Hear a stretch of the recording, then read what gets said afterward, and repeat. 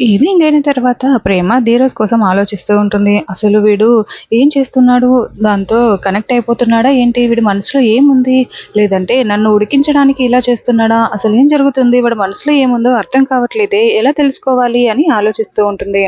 ఇంకా తనకి సడెన్‌గా ఐడియా వచ్చి, ఈ మధ్య అందరూ ఆన్‌లైన్‌లో చెక్ చేస్తున్నారు కదా! నేను కూడా అడుగుతాను అని ఫోన్ తీసుకొని ఆన్‌లైన్‌లో నా భర్తతో నాకిలా గొడవైంది. వాడిప్పుడు నన్ను దూరం పెడుతున్నాడు. నాతో సరిగ్గా మాట్లాడట్లేదు. కనిపిస్తే గొడవ పడుతున్నాడు. వేరే అమ్మాయితో కూడా మాట్లాడుతున్నాడు. నేనేం చేయాలి? అని అడుగుతూ ఉంటే, ఇంకా ఆన్‌లైన్‌లో కూడా తను మగవాళ్ళు అలానే ఉంటారు.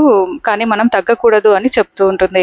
అలా వాడి మనసులో ఏముందో నాకస్సలు అర్థం కావట్లేదు అని అంటూ ఉంటే, భర్త మనసులో ఏముందో తెలుసుకోవడం ఎవరి తరం కాదు. ఆ బ్రహ్మదేవుడి తరం కూడా కాదు అని చెప్పేస్తుంది. ఇంకా దాంతో ప్రేమ చాలా ఆలోచిస్తూ, అయ్యో! దీనికి కూడా ఆన్సర్ తెలియట్లేదే! ఇప్పుడు నేనేం చేయాలి? అని బాగా ఆలోచిస్తూ ఉంటుంది. అలా బయటికి వచ్చి, ఇంక వీడు ఇంటికి రాలేదేంటి? అని ఇంటి ముందు కారు లేకపోవడంతో చూస్తూ అటు ఇటు తిరుగుతూ వెయిట్ చేస్తూ ఉంటుంది. కాసేపటికి ధీరజ్ వస్తాడు. ఇక అలా మళ్ళీ ధీరజ్‌ని చూసి "ఏంట్రా ఇప్పటివరకు ఎక్కడున్నావురా? దాంతోనే తిరిగొస్తున్నావా?" అని అంటూ ఉంటే, "అవును" అని ఫోన్ తీసుకొని, ముగ్ధ ఇప్పుడే కదా నిన్ను డ్రాప్ చేసి వచ్చాను. ఏంటి నువ్వు మళ్ళీ ఇప్పుడే కాల్ చేసావు? అప్పుడే గుర్తొచ్చానా?" అని మెలికలు తిరిగిపోతూ ముగ్ధతో మాట్లాడుతున్నట్టుగా యాక్ట్ చేస్తూ ఉంటాడు.